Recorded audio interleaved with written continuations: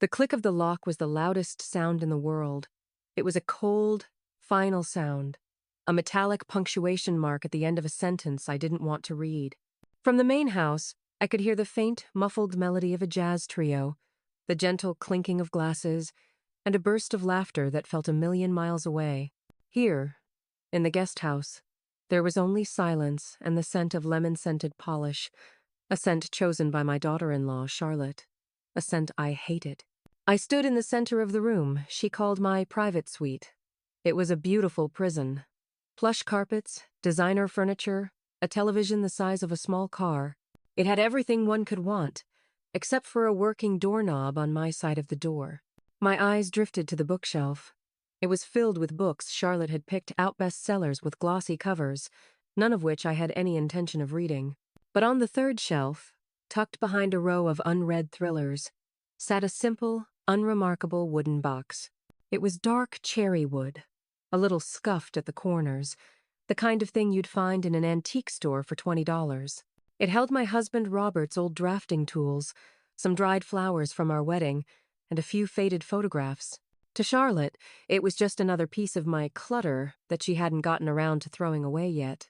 She had no idea what else was in that box, folded neatly at the bottom, beneath a lifetime of memories. She thought this room was her prison. She had no idea it was my arsenal. And tonight, as her important guests toasted her impeccable taste and her beautiful home, she had just handed me the quiet, uninterrupted time I needed to plan my counterattack. But this story doesn't start with a locked door. It starts with an open one. 3 months earlier, when the illusion of family was still something I allowed myself to believe in.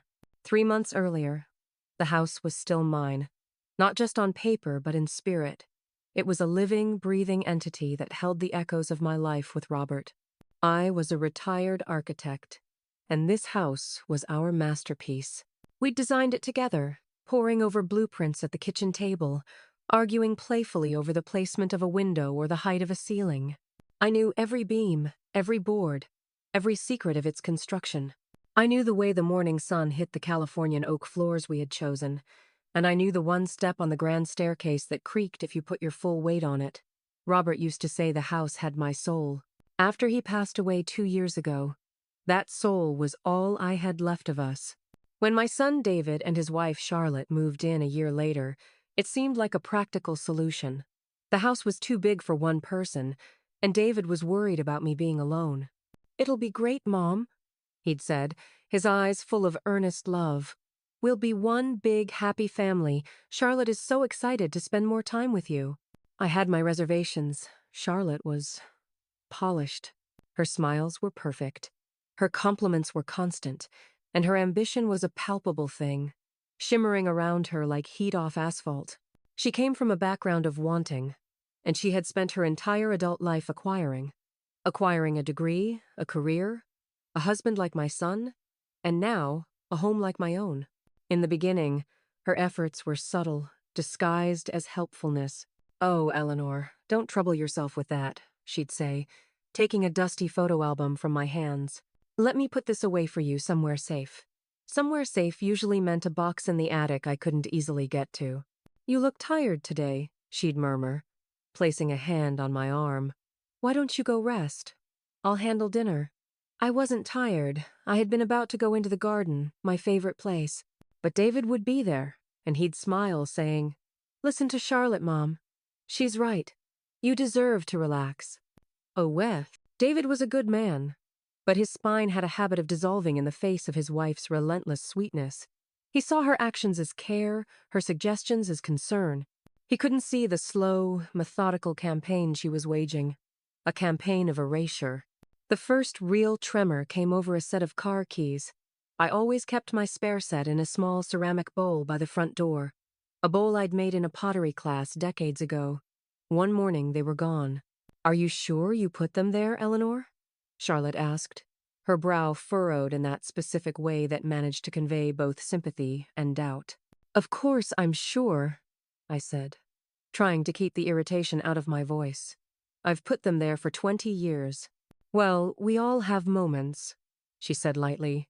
"David, darling, could you help your mother look? She seems to have misplaced her keys again." The word again hung in the air. David and I searched for half an hour.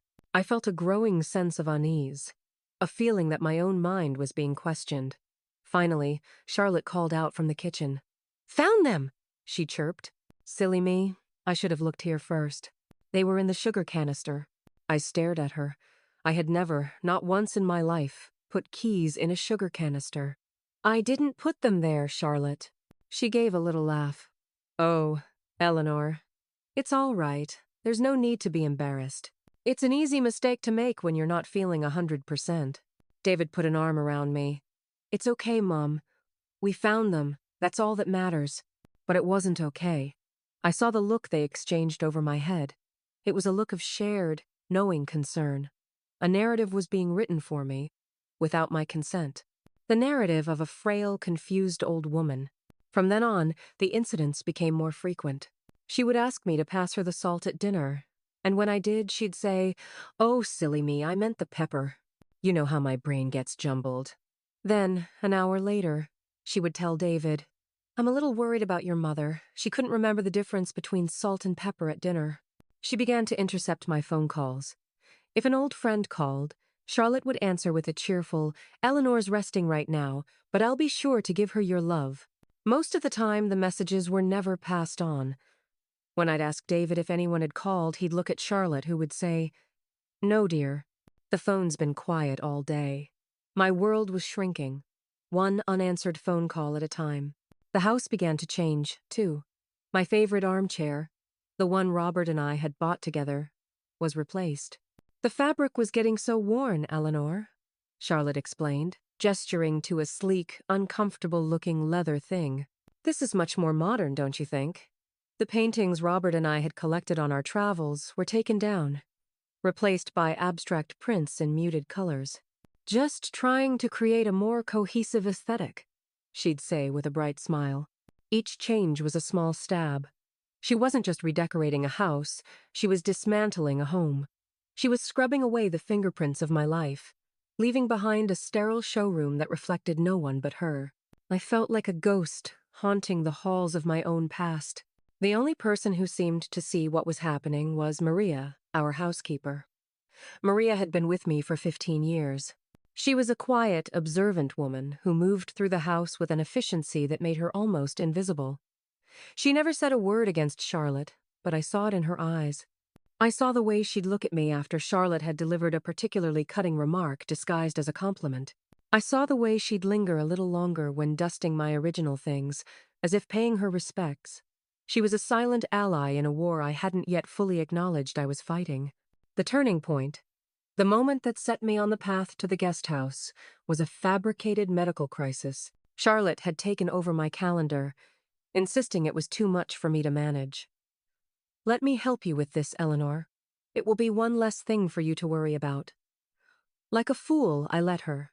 I was tired of the constant, low-level warfare, and it was easier to acquiesce. One Tuesday afternoon, David came home early from work, his face a mask of worry. "Mom, I just got a call from Dr. Miller's office. You missed your annual checkup this morning. They said they called to confirm yesterday." I was stunned. "What? I didn't know anything about it. It wasn't on the calendar." Charlotte rushed in, her hand flying to her chest in a gesture of pure theater. "Oh, my goodness. I am so sorry. I wrote it down, I'm sure I did. I even reminded you this morning over breakfast, don't you remember?" I stared at her, my blood running cold. She had done no such thing. We had talked about the weather and the roses blooming in the garden. There had been no mention of a doctor's appointment, but the calendar on the kitchen wall, in her neat, looping script, clearly said, 10 a.m. Dr. Miller, Eleanor. She must have written it in after I'd left the kitchen. "No," I said, my voice quiet but firm. "You didn't." Charlotte's eyes filled with tears. She looked at David, her expression one of deep, heartbreaking concern. "David, I'm scared. This is more than just misplacing keys. Forgetting a conversation we had just a few hours ago. This is serious." That was the nail in the coffin of my autonomy. David was completely convinced. He was looking at me not as his capable, intelligent mother, but as a patient, a problem to be managed. That evening, they sat me down in the living room, on the cold leather armchair that had replaced my life. They sat on the matching sofa opposite me, a united front. It was Charlotte who spoke first, her voice gentle and oozing with manufactured compassion. "Eleanor, we love you so much. And because we love you, we've been thinking. This big house, all the stairs, it's a lot for you to handle." David chimed in, his voice strained. "What we're thinking, Mom, is that the guest house would be perfect for you. It's all on one level, it's quiet, and it has its own little kitchen. It would be like your own private apartment. We could be right here to look after you, but you'd have your peace and quiet, no stress."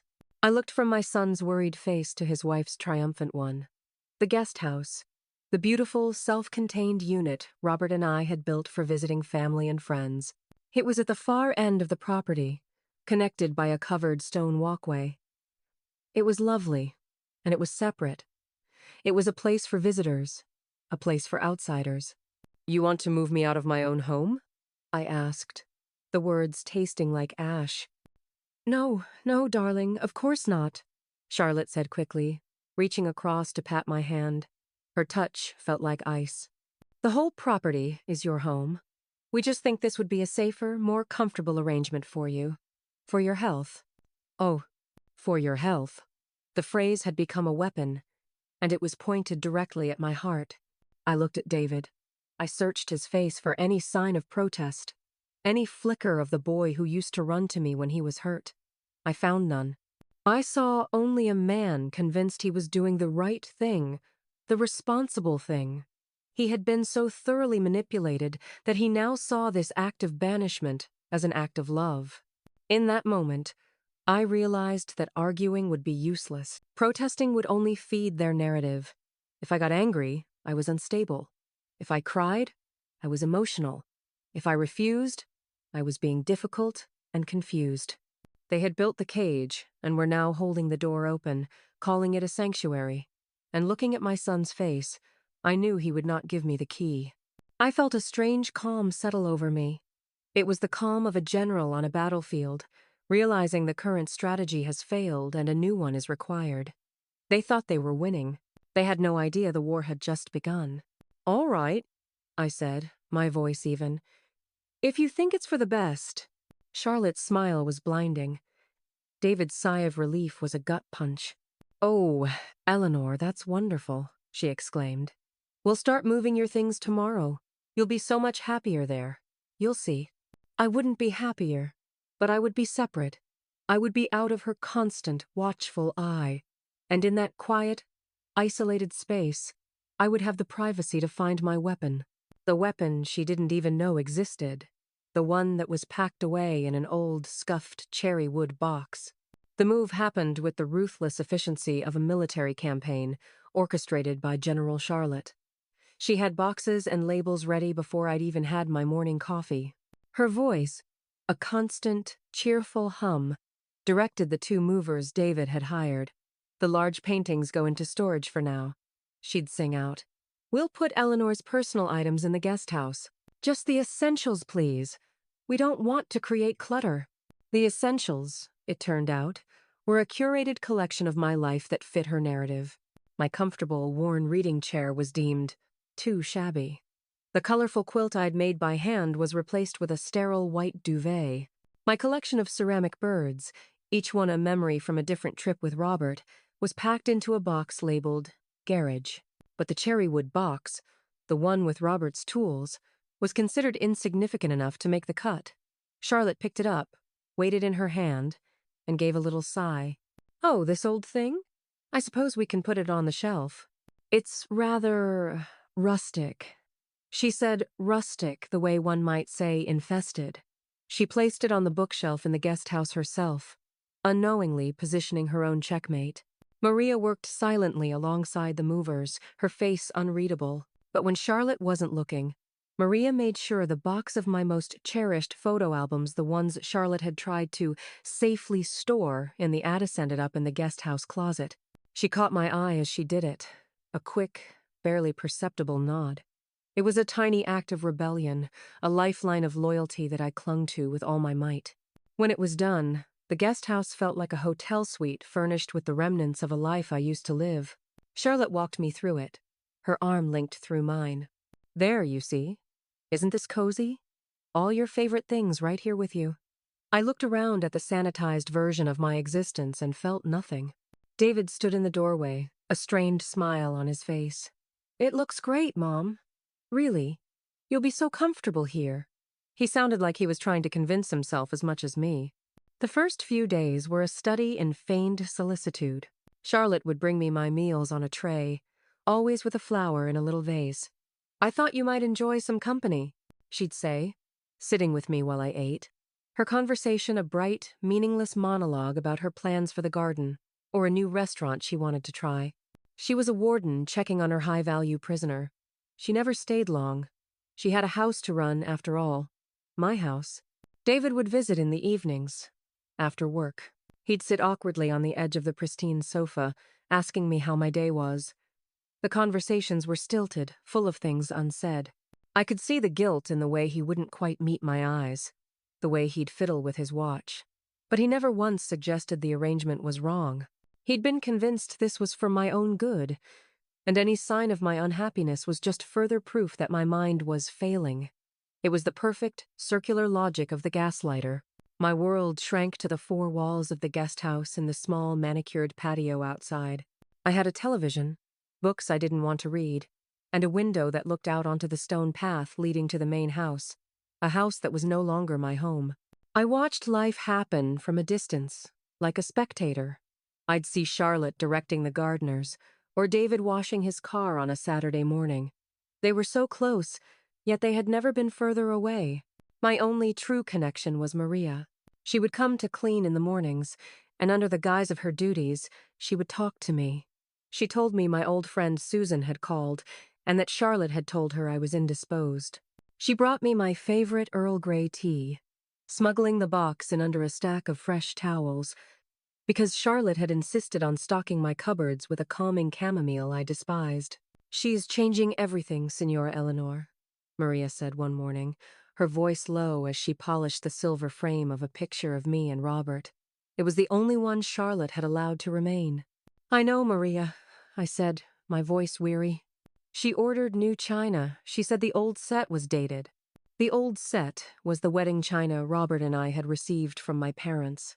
Another piece of my history, designated for the trash heap. Maria didn't need to say more. Her quiet updates were my intelligence reports from behind enemy lines. They kept the fire of my anger stoked, preventing the cold despair from setting in completely. The first real test of my new confinement came about a month after the move. Charlotte appeared at my door one afternoon, beaming. "Guess what?" she said, gliding into the room. "David has a wonderful opportunity. A few of the junior partners from his firm are in town, and we're having them over for a small dinner party on Friday." "That's nice," I said, my guard immediately up. "It is!" She clapped her hands together. "It's very important for his career. We need everything to be perfect." She paused, her smile softening into that familiar mask of concern. "And you know how you get so tired in the evenings, with all the noise and people. I was thinking it would be best if you just had a quiet, relaxing night in here. I'll have Maria bring you a lovely dinner. You won't have to worry about a thing." There it was, the velvet glove closing around my freedom.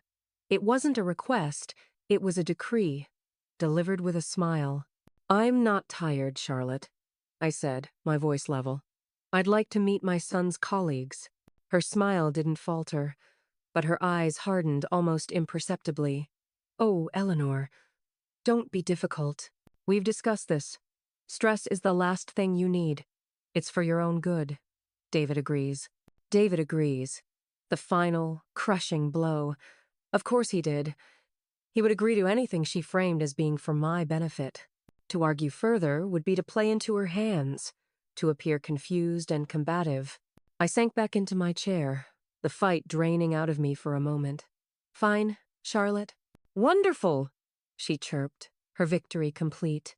"I knew you'd understand." She leaned down and kissed the air beside my cheek before sweeping out of the room, leaving the scent of her expensive perfume lingering in the air. On Friday evening, I sat and read a bookhome of my own that Maria had smuggled in. I could hear the sounds of arrival from the main house, car doors closing, cheerful greetings. A little while later, Maria brought my dinner on a tray, just as promised. Her eyes were full of sympathy. "Is there anything else you need, Signora?" she asked quietly. "No, thank you, Maria. You go on. You have much to do." She nodded and left, pulling the door gently closed behind her. I ate my solitary meal, listening to the distant murmur of conversation and laughter. It was a special kind of torture. At around 8 o'clock, I decided to get a glass of water from my small kitchen. I walked to the door of the guest house, intending to step onto the patio for a breath of fresh air. I turned the knob.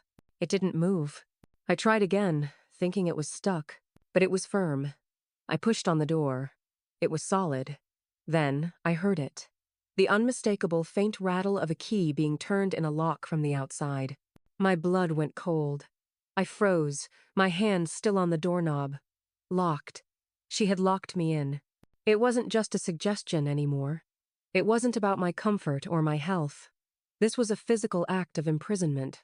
I was a secret, an embarrassment to be hidden away while she played the gracious hostess in my home, serving dinner on my wedding china that was probably already packed away in a box. Rage, cold and pure, washed over me. I rattled the doorknob, a useless, pathetic gesture. I felt a tear of pure fury and humiliation slide down my cheek. I was Eleanor Vance, a woman who had designed buildings, run a household, raised a son, and built a life. And I had been reduced to this, a prisoner in a guest house, locked in by my own family. I sat in the dark for hours, long after Maria had cleared my dinner tray through a separate service door in the kitchenette. I listened as the party wound down, as the last car drove away. I waited. Finally, I heard footsteps on the stone path. The sound of the key turning in the lock was an obscenity. The door opened, and David stood there, silhouetted against the lights of the main house.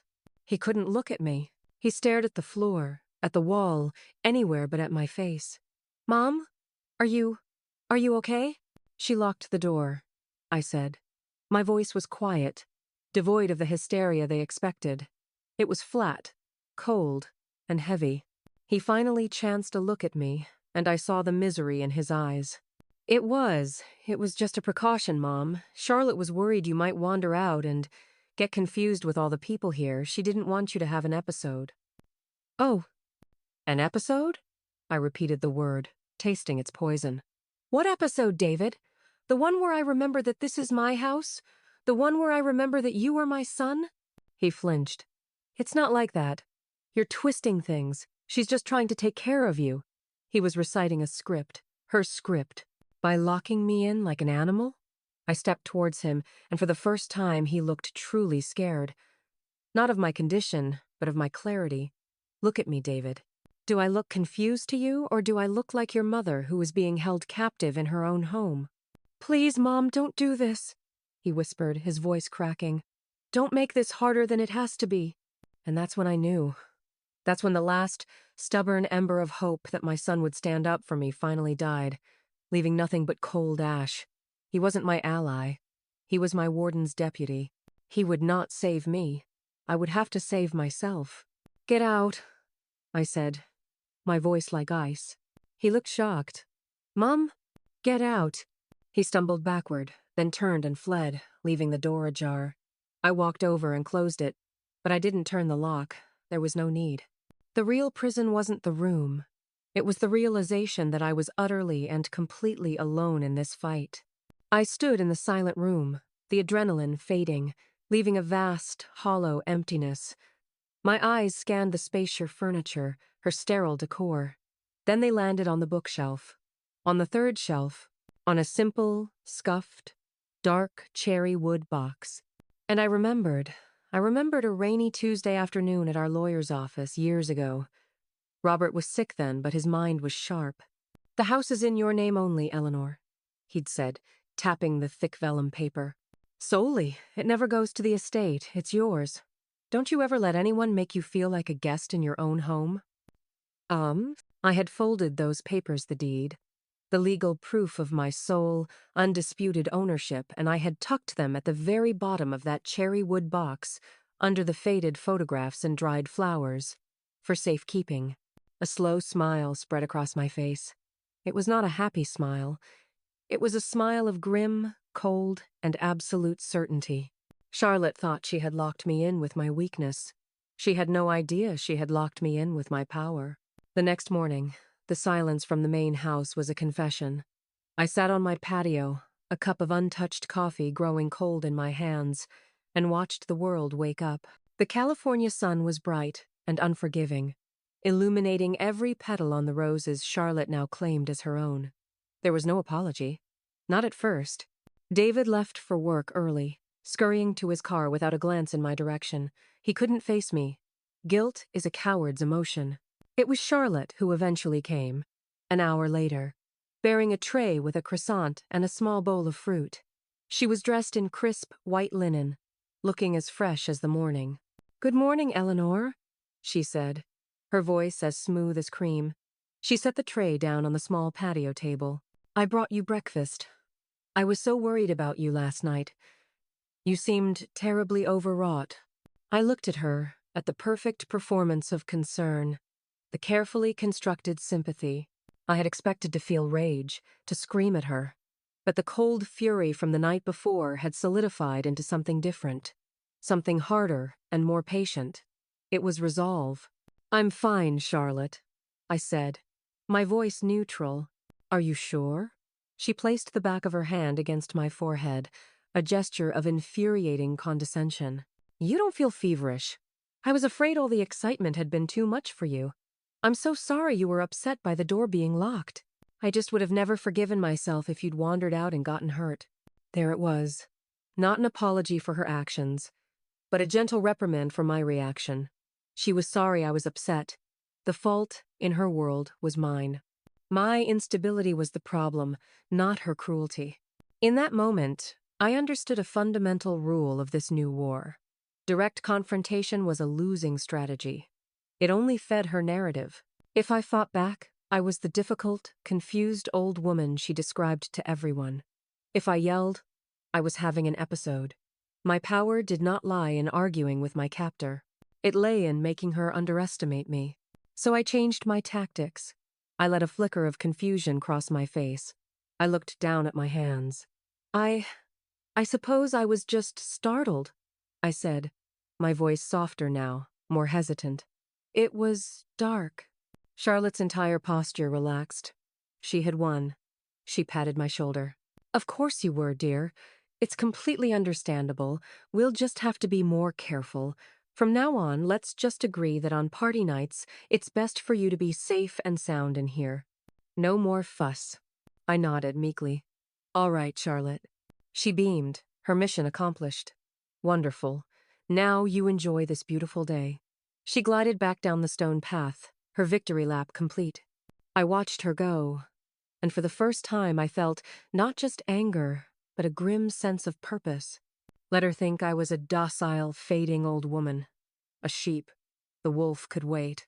From that day on, I played my part with the dedication of a seasoned actress. I became quieter, more pliant. I stopped resisting when she made changes to the house.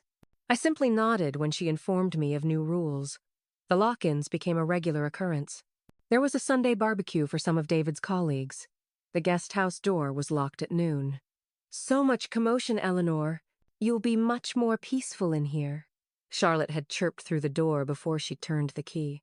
I spent the afternoon listening to the sizzle of the grill and the boisterous laughter of strangers enjoying my patio furniture. There was a ladies' luncheon for Charlotte's book club. The lock clicked into place at 11 a.m. "It's just going to be silly girl talk, you'd be so bored," her voice trilled. I sat and read, imagining them sipping iced tea in my dining room, admiring the new, sterile artwork she had hung on the walls. Each click of the lock was another bar on my cage, but it was also another piece of evidence for a case I was slowly building in my mind.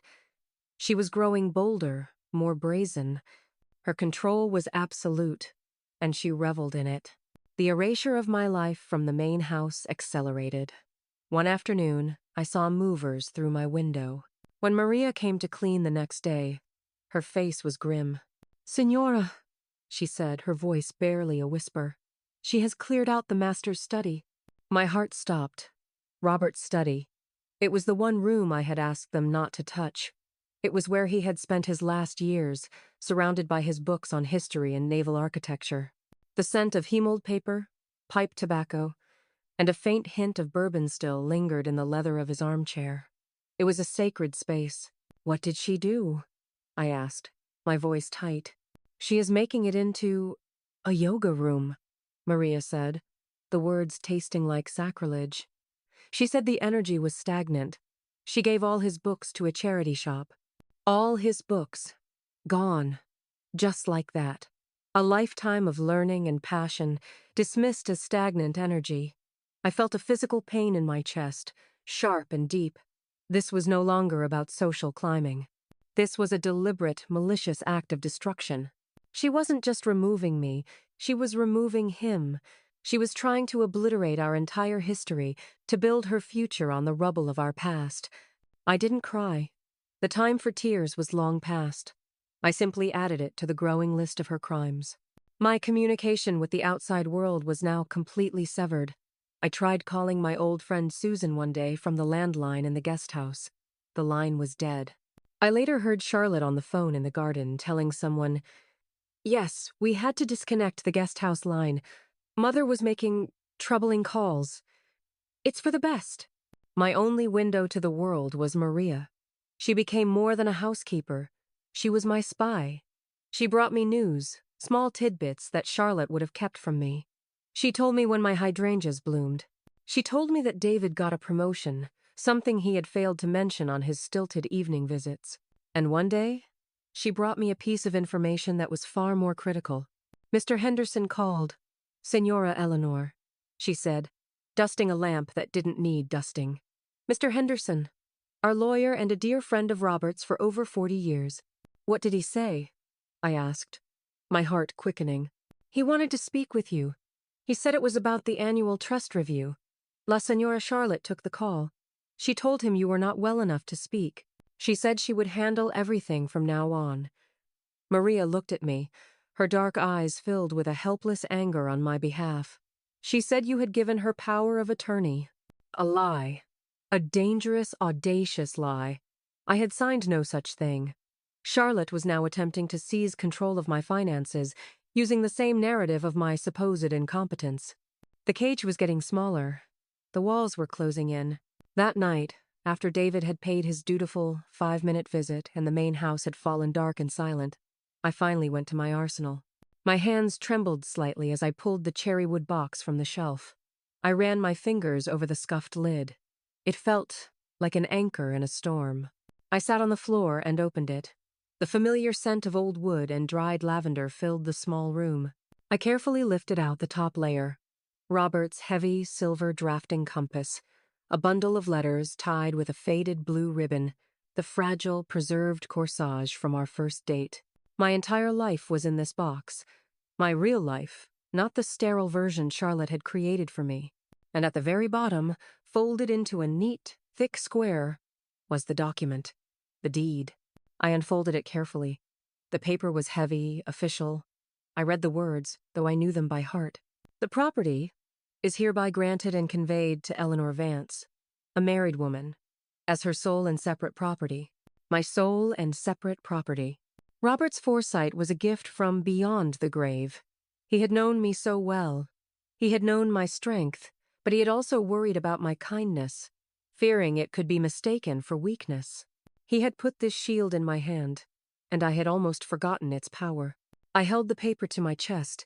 It felt warm, alive. It was more than a legal document. It was my voice. It was my proof.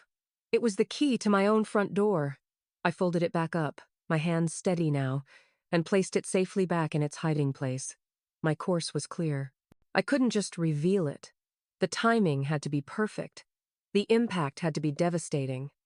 I couldn't just win a small battle. I had to end the war, and I had to do it on my own terms. I needed a bigger stage than a Sunday barbecue. I needed an audience that mattered. It was a week later that Charlotte unknowingly handed it to me. She swept into the guest house, practically vibrating with excitement. Her ambition was a blinding light. Eleanor, you will never guess. David is on the verge of the biggest deal of his career. He's been working for months to partner with Preston Investments. I knew the name. The Prestons were old money, a powerful and highly respected family in the financial world. A partnership with them would catapult David and, by extension, Charlotte into a new stratosphere of wealth and influence. He's bringing Mr. and Mrs. Preston here, she continued, barely pausing for breath, to the house, for a party. Not a little dinner, Eleanor. A real party. Caterers, a string quartet, valet parking. Everything has to be beyond perfect. This evening will define our future. She finally looked at me, her eyes glittering with a triumphant, cruel light. So, you understand, of course, that there can be no distractions, no possibility of any awkwardness. You'll have to be extra quiet that night. It's for David's future. She didn't need to say the rest. I would be locked in. I would be silenced. I would be made invisible while she played the queen in my castle, securing her dynasty. I looked at her, at this woman who had stolen my home, my son, and my history. And I gave her the most docile, feeble smile I could muster. Of course, Charlotte, I said softly. Whatever is best for David. She left, satisfied and secure in her power. She didn't see the look in my eyes. She didn't see the gears turning, the plan clicking into place. She thought she was planning a party to cement her future. She had no idea. She was planning the perfect stage for her own spectacular downfall. The 2 weeks leading up to the Preston party were a whirlwind of activity, a storm I watched from the calm eye of my guest house.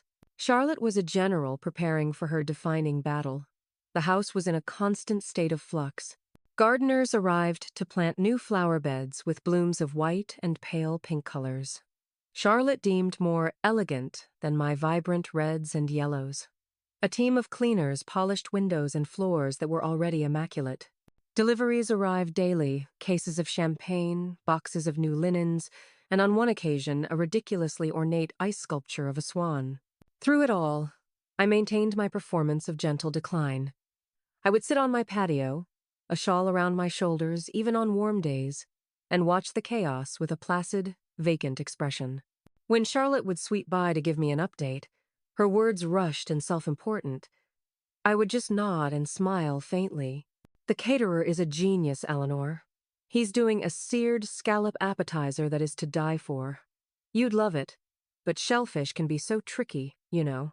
It was a backhanded way of saying I wouldn't be tasting it. I had to have the drapes in the dining room replaced, she announced another day. The velvet was simply too heavy. We have silk now. It's so much lighter. My drapes, the ones Robert and I had chosen, were gone. I just nodded. My meekness made her careless. She saw me as a solved problem, a piece of furniture that had been safely put in its place. She no longer bothered with the pretense of long conversations. Her visits became brief, dismissive check-ins. This gave me exactly what I needed: time and privacy. My co-conspirator, Maria, was my most vital asset. Her loyalty was quiet, but absolute. During her morning cleanings, we would exchange crucial information in hushed tones. They will arrive at 7 o'clock, Senora, she told me one morning, meticulously dusting the cherry wood box on my bookshelf, a silent acknowledgement of its importance. The Prestons, Mr. and Mrs. Preston. Are they the only guests?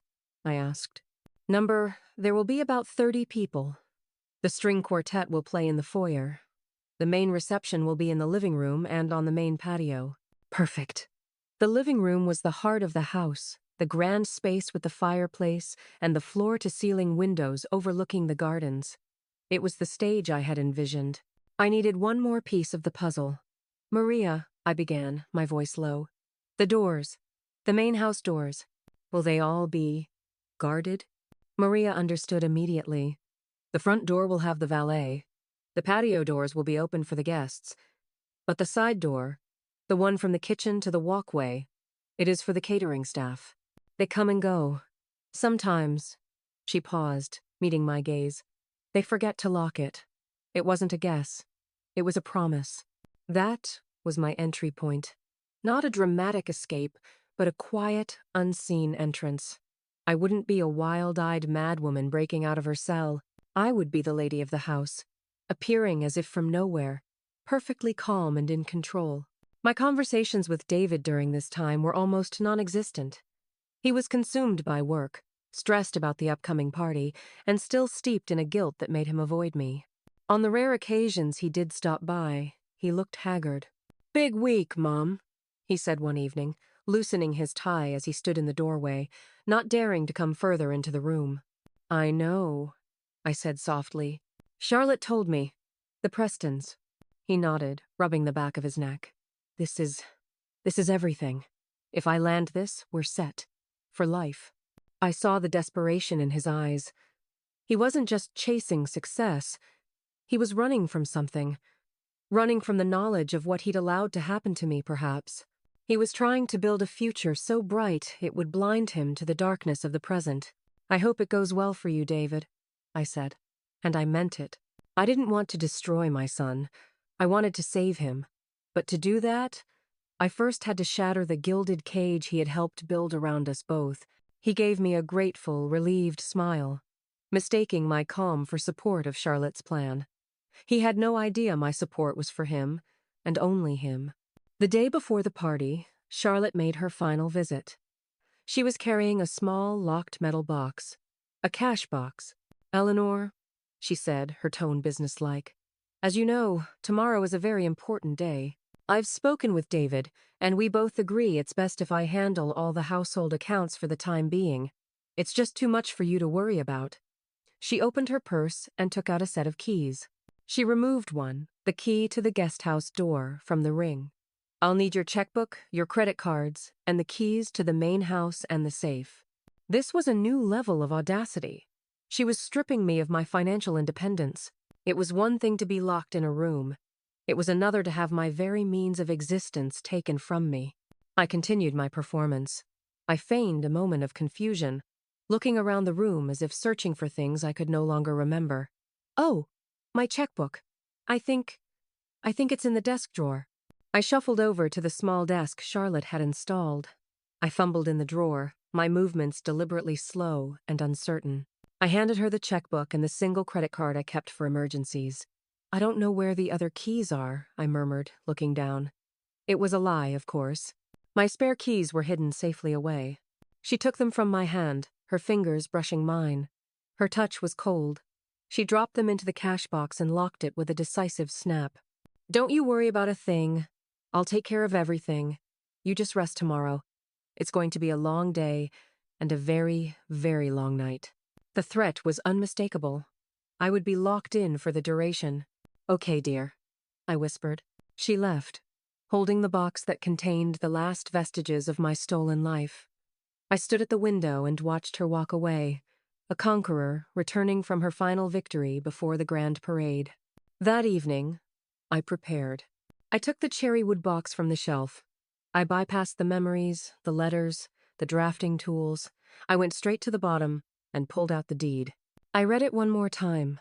The legal, binding words a balm to my soul. I then folded it carefully and slipped it into the pocket of the dress I planned to wear. Next, I went to my closet, to the box of photo albums Maria had saved for me. I opened the one from the year we built the house. There were pictures of Robert and me in hard hats, standing on the foundation. There was a photo of me, smiling, brush in hand, as I painted a small decorative border in what was now David's bedroom. And there was a picture of me, standing proudly by the newly installed fireplace in the great room, my hand resting on the mantel. In the photo, you could clearly see the date stone we had commissioned, set into the brickwork just above the firebox. Vance Tilda Est, 1988. Our name, our legacy, in stone. I took that photo out of the album. It was smaller than the deed, small enough to hold discreetly in my hand. It was my supporting evidence. My outfit was chosen with care. I selected a simple, elegant navy blue silk dress. It was timeless, understated, and respectable. It was the dress of a woman who was in complete command of her faculties. I also chose a simple pearl necklace and earrings me 25th anniversary gift from Robert. I was not just arming myself with papers. I was arming myself with my history, with my identity. The final piece was my spare key to the guest house.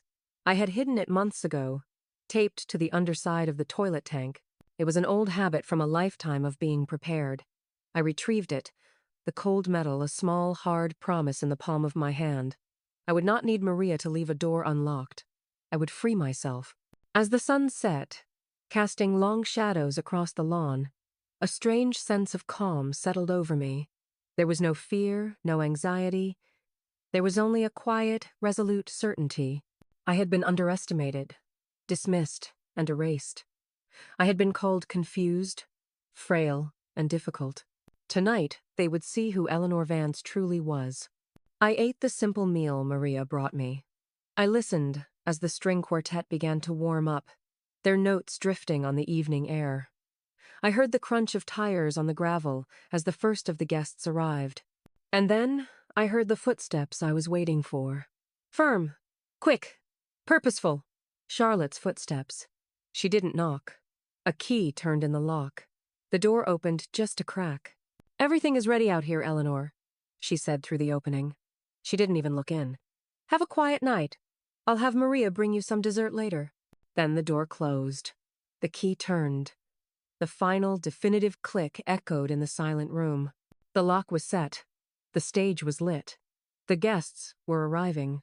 My imprisonment was now official, and my countdown had begun. I sat in my armchair, the deed in my pocket, the photograph in my lap, and I waited for the party to reach its peak. I waited for the perfect moment to walk out of the shadows and into the light. For the next hour, I sat in the stillness and listened. The guest house, designed for peace and quiet, had become the perfect observation post. The sounds of the party ebbed and flowed, painting a picture in my mind. The initial burst of greetings and laughter at the door gave way to a steady, sophisticated murmur of conversation. The string quartet, having finished its warm-up, began to play Vivaldi choice that was pure Charlotte, classic but predictable. I could hear the clinking of glasses, the polite applause after a piece of music, the rise and fall of dozens of voices all mingling in the warm evening air. I imagined the scene with perfect clarity. The living room aglow with soft light, the new silk curtains shimmering. I saw the guests, men in dark suits and women in cocktail dresses, holding flutes of champagne. I saw the waiters moving silently among them with trays of seared scallops. And at the center of it all, I saw her, Charlotte. She would be radiant, playing the part of the gracious, effortless hostess. She would be touching an arm here, laughing at a joke there, her eyes constantly scanning the room, ensuring her masterpiece of an evening was unfolding without a flaw. She would be standing next to David, a proprietary hand on his back, presenting him to the Prestons not just as a brilliant investment banker, but as the master of this perfect, affluent world she had created. Our world. My world. My son, David, would be trying his best. He'd be talking business with Mr. Preston, trying to sound confident and relaxed. But I knew him. I knew the subtle tells of his anxiety. The way he would run a hand through his hair when he thought no one was looking. The slight tightness around his eyes. He was performing, just as I was. We were both actors in Charlotte's production, playing the roles she had assigned us. The waiting was the hardest part. Every nerve in my body screamed at me to move, to act, to end this charade. But I had learned patience in this quiet room. A premature move would be a mistake. To achieve the maximum impact, I couldn't just interrupt the party. I had to become its defining moment. I had to wait until the evening reached its crescendo, until Charlotte felt so secure in her triumph that the fall would be all the more shocking. I walked over to the window that faced the stone path. Through the manicured hedges, I could see flashes of movement, the glow of the main house spilling out onto the patio. I saw a man I didn't recognize light a cigar. I saw two women, their heads close together, sharing a confidence. It was my home, and I was a stranger looking in. Around 9 o'clock, the ambient noise began to shift. The music softened. The scattered conversations started to coalesce. I recognized the pattern. Someone was about to make a speech. This was the moment I had been waiting for. I went to my closet and put on the navy silk dress. The fabric felt cool and solid against my skin. I fastened Robert's pearls around my neck. Looking in the mirror, I didn't see a frail, confused old woman. I saw myself again. Eleanor Vance, the woman who had built this house. I slipped the folded photograph into the palm of my left hand, and my fingers brushed against the deed in my pocket, a hidden source of strength. Then, I went to the door. I took out my spare key. The metal felt heavy with purpose. I slid it into the lock, my movements silent and deliberate. I turned it. The soft snick of the tumblers aligning was the most satisfying sound I had ever heard. It was the sound of my own liberation. I didn't open the door right away. I stood there, my hand on the knob, and I listened. I heard David's voice, amplified slightly, though not by a microphone. He was projecting, speaking to the room. And I just want to thank you all for coming tonight, he was saying. I could hear the nervousness in his voice.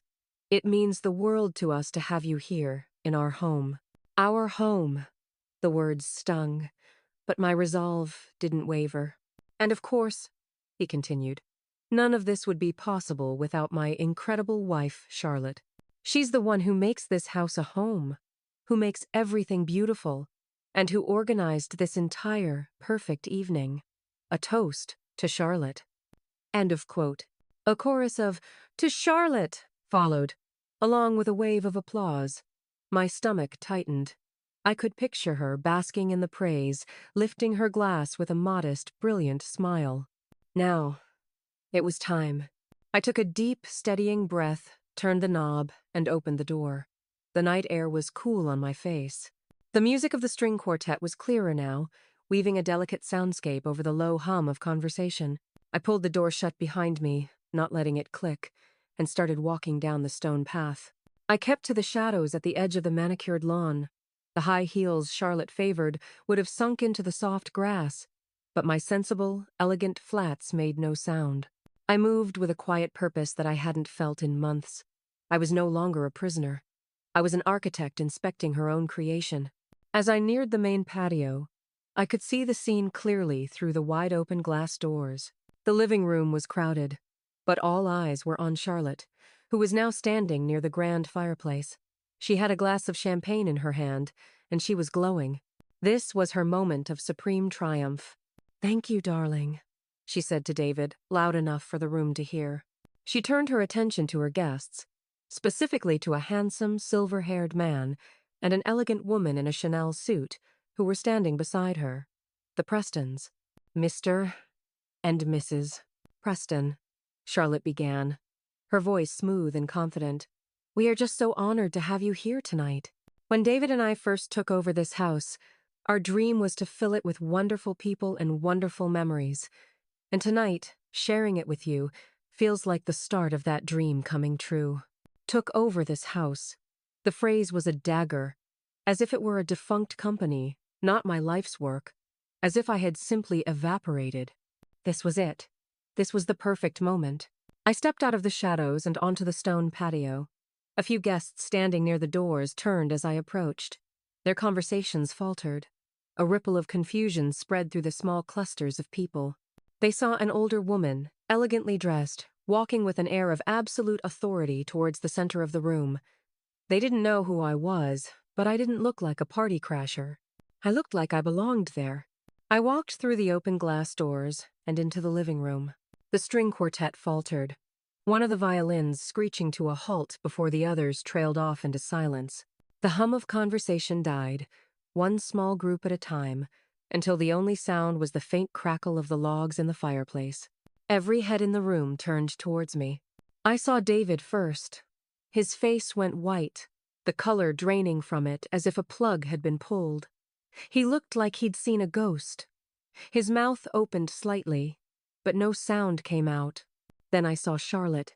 For a split second, her hostess smile remained frozen on her face, a grotesque mask of welcome. Then her eyes registered who I was. The smile vanished. It was replaced by a look of pure, unadulterated horror. The blood rushed to her face, her perfect complexion turning a blotchy, furious red. If looks could kill, I would have been turned to dust on my own oak floors. I ignored them both. My focus was on the couple standing beside her. I walked directly towards them, my steps even and unhurried. The crowd parted for me instinctively. I stopped directly in front of Mr. and Mrs. Preston. I gave them a warm, genuine smile. "Mr. Preston, Mrs. Preston," I said, my voice clear and calm, carrying easily in the silent room. "How wonderful to finally meet you. I'm Eleanor Vance." Mr. Preston, a man clearly used to being in charge, recovered first. He extended a hand, his expression one of polite confusion. "A pleasure to meet you, Mrs. Vance. Are you a neighbor?" Behind him, I could hear Charlotte hiss my name. "Mother." It was a warning. I ignored her. I took Mr. Preston's hand. "Oh no," I said, my smile unwavering. "I'm not the neighbor." I paused, letting the silence stretch, feeling the weight of every eye in the room. I let my gaze drift around the space, over the new silk curtains, the abstract art, the unfamiliar faces of the guests. I looked at the fireplace, at the stone with our name carved into it. Then I turned my eyes back to Mr. Preston, and I delivered the line I had been rehearsing in my mind for weeks. "I'm the owner of the house." Of course. Here is Act 3, Part 1 of the script. Act 3, Part 1. The silence that followed my statement was not merely an absence of sound. It was a physical presence, a heavy blanket that smothered the entire room. You could hear a champagne bubble pop. Mr. Preston's hand was still loosely holding mine, his polite confusion morphing into genuine astonishment. Mrs. Preston's perfectly plucked eyebrows shot up towards her hairline. Out of the corner of my eye, I saw David take a half step forward, his hands opening and closing at his sides, as if he wanted to do something, say something, but was paralyzed by the enormity of the moment. It was Charlotte who broke the spell. Her voice, when it came, was strained, high-pitched, and laced with a frantic attempt at nonchalance. "Mother!" she exclaimed, forcing a brittle laugh. "There you are. We were so worried. You were supposed to be resting." She rushed to my side, attempting to loop her arm through mine in that familiar, proprietary way. "Everyone," she said, her voice overly bright as she addressed the bewildered crowd. "This is my mother-in-law, Eleanor. She gets a little confused sometimes." The excitement must have been too much for her. "Let's get you back to your room, dear." She tried to steer me away, to physically remove the problem, but I stood my ground. I didn't shrug her off or fight her. I simply planted my feet and became immovable. I turned my head and looked directly at her, my calm gaze meeting her panicked one. "I'm not confused, Charlotte," I said, my voice still quiet but carrying an unmistakable edge of steel. "And I'm not going anywhere." End of tear. I gently disengaged my arm from her grasp and turned back to the Prestons, who were now watching this family drama unfold with rapt attention. "I do apologize for the interruption," I said to them, as if we were merely discussing an overcooked canapé. "It seems there's been a misunderstanding. My daughter-in-law is a wonderful hostess, but she occasionally gets ahead of herself." I let a small, knowing smile touch my lips. "She has a great passion for this house. Sometimes, I think she forgets it isn't actually hers." A collective gasp went through the room. It was subtle, but I heard it. The scandal was now irresistible. Charlotte's face, which had been red, was now a pale, mottled white. "That's enough!" she hissed, her voice dropping to a furious whisper that was somehow more menacing than a shout. "You're making a scene. You are embarrassing this family." "Am I?" I asked, turning to face her fully. "Tell me, Charlotte, what is more embarrassing? An old woman who supposedly gets confused? Or a young woman who locks her mother-in-law in the guest house so she can pretend to be the lady of the manor?" The accusation landed with the force of a physical blow. The guests shifted uncomfortably. Their eyes darted from me to Charlotte, then to David's ashen face. They knew they were witnessing something real, something far more compelling than small talk and string quartets. "That's a ridiculous lie," Charlotte sputtered, but her denial was weak, her eyes flashing with the terror of being exposed. "She's not well. David, tell them she's not well." She turned to her husband, her last line of defense.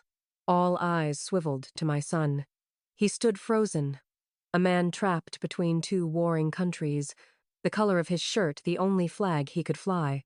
He looked at me, his eyes pleading. He looked at Charlotte, his face a mess of guilt and fear. He looked at Mr. Preston, the man who held his entire future in his hands, and who was now looking at him with an expression of deep disappointment. David opened his mouth, but only a dry, croaking sound emerged. He couldn't do it. He couldn't lie for her, not now, not with me standing there, so clearly lucid and in command.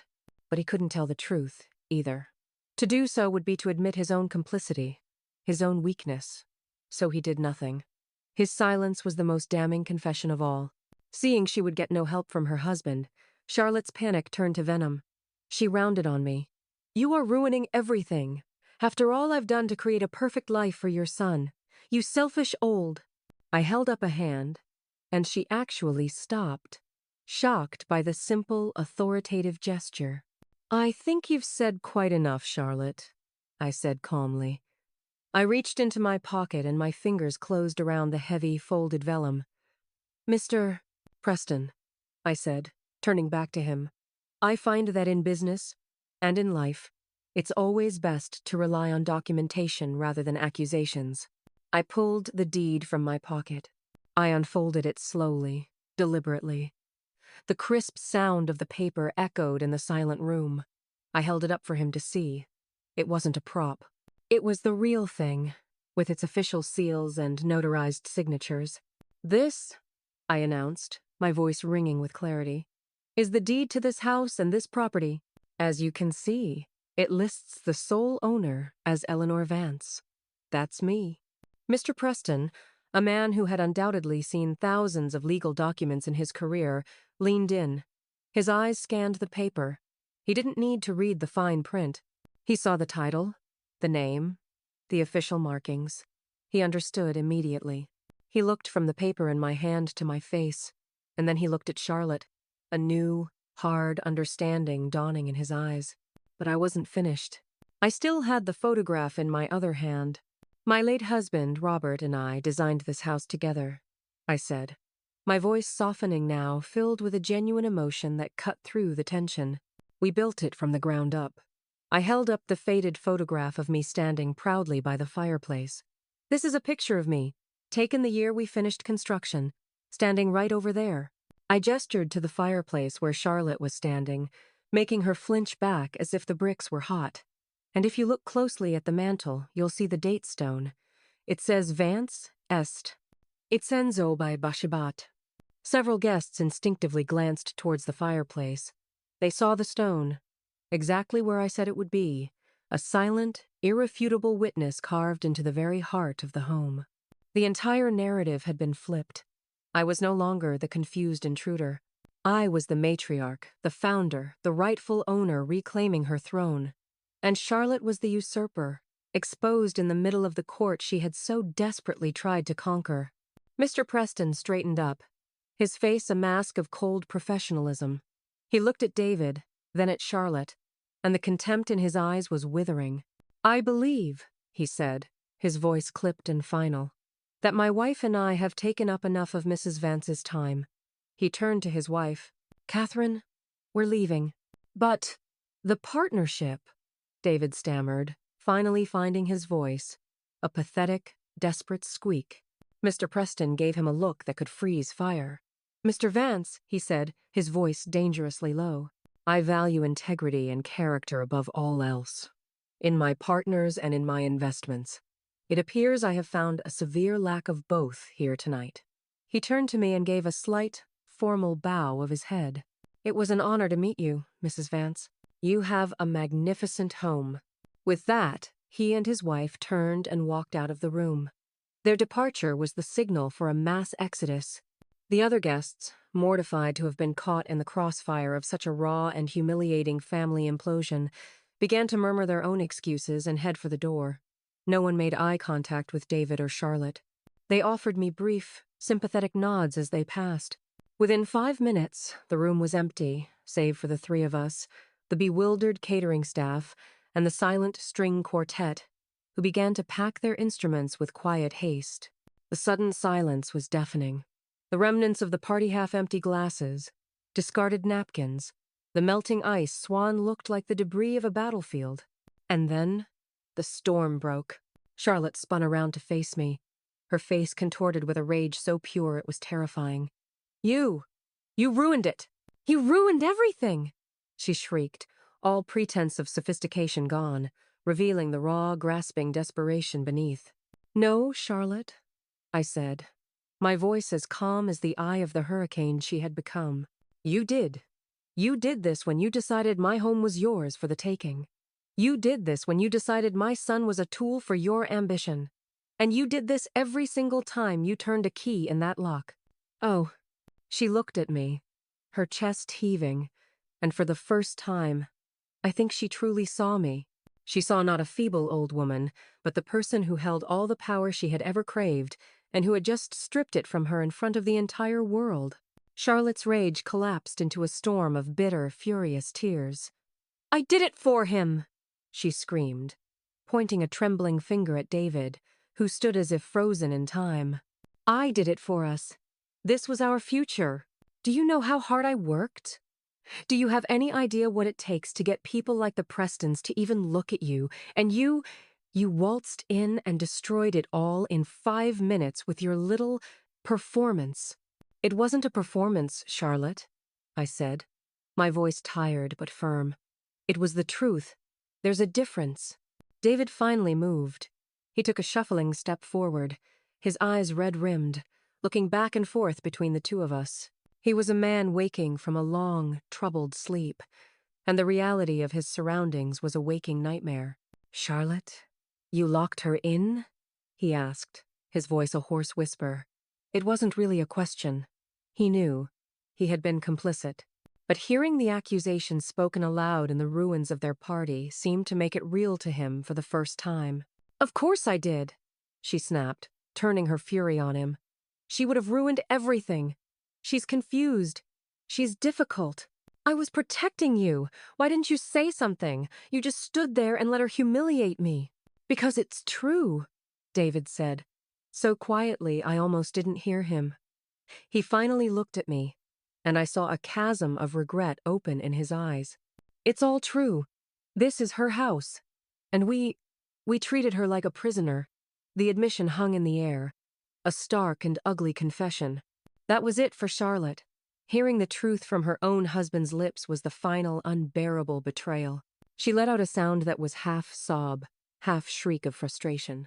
Fine, she spat, wiping her eyes with the back of her hand, smearing her expensive makeup. Fine. You want to side with her? Have the house. Have your senile mother. I hope you'll be very happy here together in this mausoleum. She turned on her heel, her silk dress rustling in the silence. She stormed out of the living room, and I heard her footsteps pounding up the grand staircase. A moment later, a door slammed upstairs with enough force to rattle the crystal glasses left on the bar. Silence descended once more. It was a different kind of silence now. Not tense, but hollow and full of sorrow. The caterers, who had been trying to make themselves invisible, began to quietly clear away the debris of the failed party. Maria appeared at my side, her face a mixture of concern and quiet triumph. She placed a gentle hand on my arm. Are you all right, Signora? She asked. I nodded, feeling the weight of the last few months, the last few hours, settle on my shoulders. I am now, Maria. Thank you. She gave my arm a reassuring squeeze before moving off to supervise the cleanup, giving us our privacy. I was alone with my son. David sank onto the edge of the cold leather sofa that had replaced our comfortable armchair. He put his head in his hands, his shoulders shaking with silent sobs. He looked up at me, his face a wreck of shame and misery. Mom, I am so sorry, he choked out. I let her. I believed. He couldn't finish a sentence. He didn't need to. I walked over and sat beside him. Not on the sofa, but on the hearth of the fireplace, my fireplace. I looked at this man, my son, who had gotten so lost. I didn't feel anger anymore. I just felt a profound sadness for what we had all lost, for the time we couldn't get back. I know, David, I said softly. No, you don't, he said, looking up, his eyes pleading for me to understand the depth of his failure. She was so convincing. She said she was protecting you, protecting me. She said you were slipping away, and I was so scared of losing you that I let her convince me it was true. It was easier to believe her than to face the idea that I was a bad son, that I was letting you down. You did let me down, David, I said, not with malice, but with a quiet, necessary honesty. You let her build a wall between us, and you helped her lay the bricks. He flinched, but he nodded, accepting the truth. I know. When I saw you walk into this room tonight, so strong, so clear, I saw everything. I saw what she'd been doing, and I saw what I let her do. I was weak, and I'm so sorry. We sat in silence for a long time, the only sounds being the quiet clinking of dishes from the kitchen and the crackle of the dying fire. A little while later, we heard Charlotte come down the stairs, dragging a suitcase behind her. She didn't come into the living room. She walked straight out the front door, slamming it shut behind her. A few moments later, we heard the engine of her car start, and then the sound of tires screeching as she pulled out of the driveway and out of our lives. Neither of us moved. The sound faded, leaving a gaping void. What now? David asked, his voice small like a child's. I looked around the room, at the remnants of Charlotte's ambition. Now, I said, standing up. We clean up, and we start again. The weeks that followed were quiet and raw. David and I moved through the house like two strangers navigating a delicate truce. He was filled with a deep, abiding shame, and I was relearning how to trust him. He offered to move out, to give me my space, but I told him to stay. Running away wouldn't fix anything. Slowly, carefully, he began to help me reclaim my home. Together, we went up to the attic and brought down my old armchair. We carried the cold leather sofa out to the garage. He took down the abstract prints and helped me rehang the paintings from my travels. We boxed up the new, unused china and brought my wedding set back down to the dining room cabinets. One Saturday, he went into Robert's study, what had briefly been the yoga room, and spent the entire day there. When he came out, he looked exhausted but peaceful. I called the charity shop, he told me. They hadn't sold the books yet. They're holding them for us. I'll go pick them up tomorrow. It was his peace offering, and I accepted it. We didn't talk much about Charlotte. Her name was a wound that was still too fresh, but we talked about other things. We talked about Robert. He asked me questions about how we'd met, stories he hadn't heard in years. We talked about his childhood. We sat in the garden, and I told him the names of the flowers, the ones my mother had taught me. We were rebuilding our relationship, one memory, one shared story at a time. One sunny afternoon, about a month after the party, I was in the garden, pruning my rosest, vibrant, colorful ones that were blooming with a defiant joy. David came out to join me, holding 2 glasses of iced tea. He didn't say anything, just handed me a glass and picked up a pair of shears, starting to work on the bush next to mine. We worked in a comfortable silence, the snip-snip of our shears a companionable rhythm. The guest house stood at the end of the path, its door wide open, a gentle breeze blowing through its empty rooms. It was no longer a prison, it was just a guest house again. I was thinking of turning the guest house into a proper studio, I said, snipping off a spent bloom. For my architecture sketches, I haven't drawn in years. David stopped what he was doing and looked at me. He smiled, a real smile, the first one I'd seen on his face in a long time. It reached his eyes. I think that's a great idea, Mom, he said. Dad would have loved that. I smiled back. I looked at my house, standing proud and solid in the California sun. I looked at my son, standing beside me. Charlotte had tried to steal my house, but she had misunderstood what a home truly is. It isn't the walls, or the furniture, or the expensive art. It's the life lived within it, the love, the respect, the history. It's the dignity you are afforded under its roof. The deed in the cherry wood box had given me back my house. But this quiet moment, this shared understanding with my son, was what had truly given me back my home. and that was a legacy no one could ever lock away.